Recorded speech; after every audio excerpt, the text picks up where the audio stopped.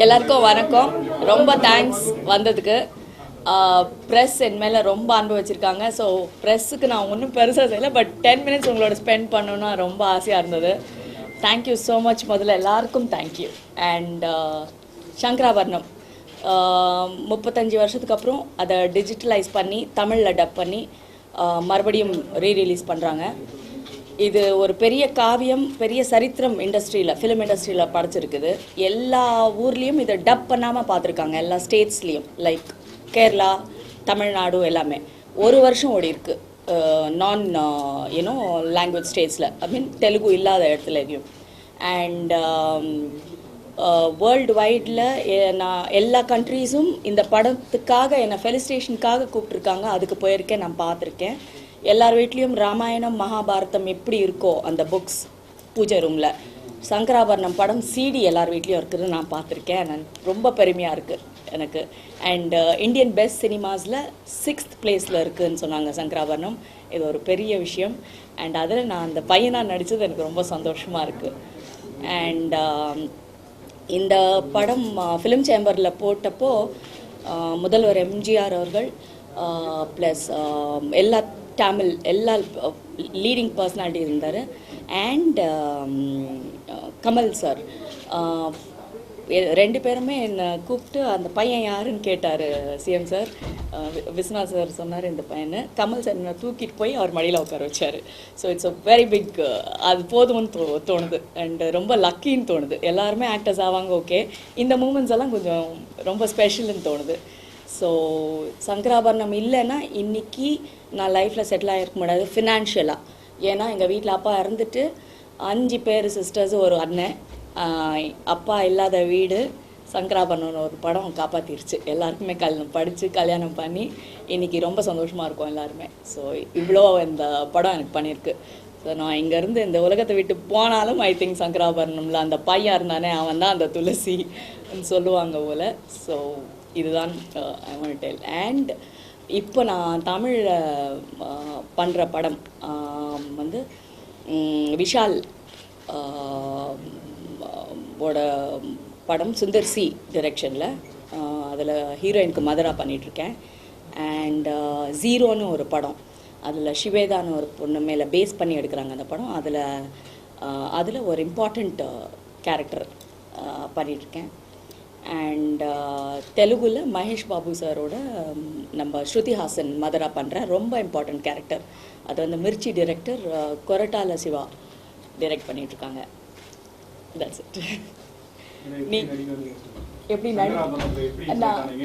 இல்லைங்க, நான் அந்த ஃபோட்டோ என்கிட்ட இருக்குது. 3 மாதத்தில் நான் முதல் படத்தில் நடித்தேன். அது வந்து சாவித்திரி அம்மா இருக்காங்க இல்லைங்களா, அவங்க அம்மா பெஸ்ட் ஃப்ரெண்டு. ஸோ சாரி, அம்மா பெஸ்ட் ஃப்ரெண்டு. ஸோ அவங்க வந்து ஒரு குழந்தை வேணுமா, அதுலேயுமே பையன்தான், ஒரு பையன் வேணுமா தொட்டிலில் ஒரு சாங்குக்கு நாங்களாம். அது MS ரெட்டி சார் படம். அது நம்ம இந்த அருந்ததி எல்லாம் எடுத்தாருங்களேன், அவரோட அப்பா MS ரெட்டின்றது.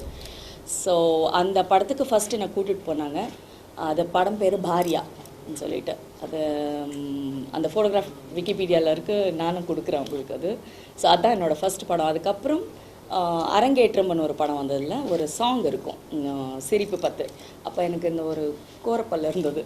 ஸோ அதில் ஒரு சாங்குக்கு நான் 1.5 years இருக்கும்போது கேட்டாங்க. அந்த படமும் ஹிட்டு, நான் நடித்த ஃபஸ்ட் படமும் ஹிட்டு. ஸோ லக்கி ஆக்டர்ன்ற முதிரை விழுந்து, அதுக்கப்புறம் மாந்தோப்பு கீழே தமிழில் வேலும் மயிலும் துணை அந்த சாங் இப்போவும் வந்துட்டுருக்கோம் சன் டிவியில், பக்தி பாடல். அந்த முருகன் நான் தான், அந்த ஓடாடிக்கிட்டு இருக்கிற முருகன் நான் தான். ஸோ அப்படி கரியர் இதாகி சங்கராபரணத்துக்கு முன்னாடி இவர் விஸ்வநாத் சார் வந்து ஏணிப்படிகள்னு தமிழ் படம் இருக்கு இல்லைங்களா, அதை வந்து தெலுங்கு வெர்ஷன் அவர் தான் ஃபஸ்ட்டு பண்ணார். Last black and white cinema in Telugu. So அதில் வந்து நான் 2 சாங்ஸ் இருக்கிற கேரக்டர் இந்த சைல்டு ஆக்டருக்கு பாயாக ஃபஸ்ட்டு அவருக்கு நடித்தேன். ஸோ அவர் வந்து அதே பையன்தான் சங்கராபரணம் பண்ணணும்னு சொல்லிட்டு எனக்கு அவர் மாஸ்டர் துளசிராமன் போட்டார் ஃபஸ்ட்டு படத்துலேயே. அந்த பையன் நான் நடிக்கும்போது எனக்கு முன்னாடி நடித்த சைல்டு ஆக்டர்ஸ் எல்லாமே விக்கு வச்சு நடிச்சிட்டு இருந்தாங்க. அதுதான் அந்த படத்தில் டிஃப்ரென்ஸு. எனக்கு இவ்வளோ நீளமாக இருந்த முடி, இதை விட ஆக்சுவலாக திக்கன் நீளமாக இருந்த முடியை தாஜ் கவர்மெண்ட்டில் கூப்பிட்டு போய் ஒரு பெரிய கேக் கையில் வச்சுட்டு கட் பண்ணிட்டாங்க. இப்படி பார்த்தா அது யாரோன்னு நினச்சி நான் படுக்க, அப்புறம் பார்த்தா நான், oh my god sir what you டிட்னா, அப்புறம் இந்த சைட் நோ இந்த கேரக்டருக்கு இப்படி தான் இருக்கணும்னு சொல்லிட்டு கட் பண்ணிவிட்டு அவுட்டோர் போனதுக்கப்புறம் அதை விட ஷார்ட்டாக கட் பண்ணி ஒரு சதுர வெட்ட மாதிரி கட் பண்ணி அந்த ஷார்ட்டில் நிற்க வச்சார். ஸோ பாலமந்திரா செட், அவர் தான் அதுக்கு கேமராமேன். அவர் சொன்னார், you just look like a boy man, come smart பாய்னு எப்பவுமே பக்கத்தில் உட்கார வச்சு தட்டிட்டு இருப்பார். டோன்ட் ஆக்ட் லைக் அ கேர்லாம், பாய் மாதிரியே இருக்கணும் நீன்னு. ஸோ அப்படி வந்தது தான் சங்கராபரணம். 300 கிராஸ் பண்ணிட்டேன் சார். ஹிந்தியில் 6 சைல்டு ஆக்டர் பிக்சர்ஸ் பண்ணேன், மலையாளம் 37 சைல்டு ஆக்டராக பண்ணேன். சைல்டு ஆக்டர் ரெக்கார்ட் ஜாஸ்தியாக இருக்குது போல் ஆக்சுவலி. அண்ட் தெலுங்குல ஒரு 73 பிக்சர்ஸ் பண்ணியிருக்கேன். தமிழ் 43 என்னமோ சைல்டு ஆக்டராக பண்ணியிருக்கேன். அண்ட் கன்னடா ஹீரோயினாக மட்டும்தான் பண்ணேன் நான்.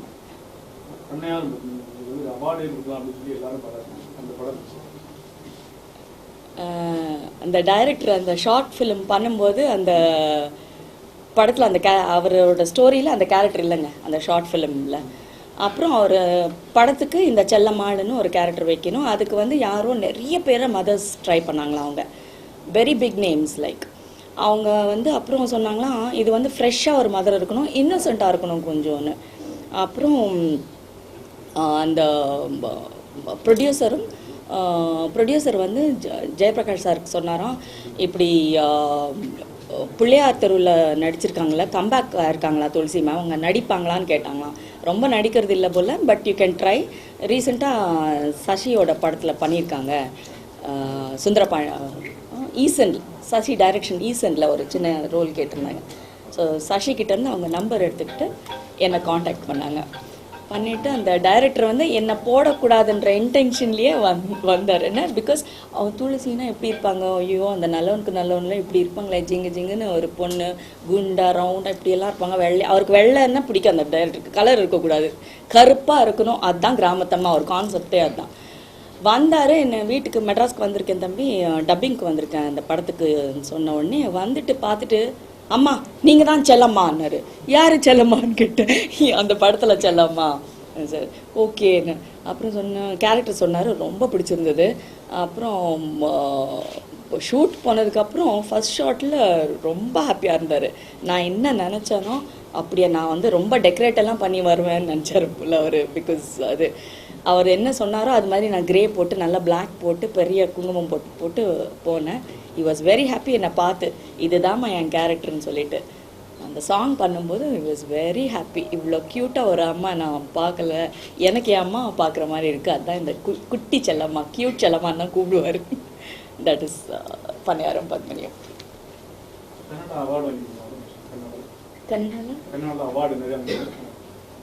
தெலுங்குல நிறைய வாங்கியிருக்கேன்.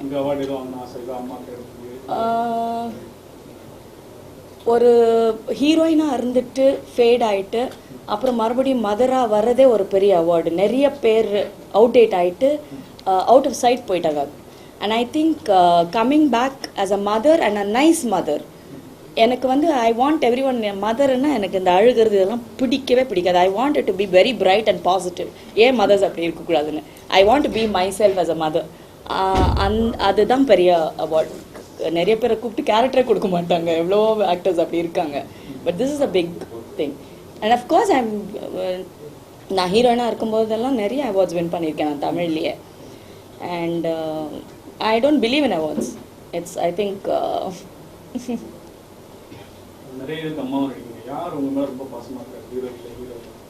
அதுதான் இல்லைங்க, யூனிட்டே பாசமாக இருக்குது, இதுதான் ஹைலைட்டு. எல்லா யூனிட்டும் துளசிமா வந்துட்டாங்க, ஏன்னா அம்மா வந்தால் கலகலன்னு இருக்குன்றாங்களே, அதுதான் எனக்கு. நான் பர்டிகுலராக ஹீரோ தான் பேசணும். I am not like that.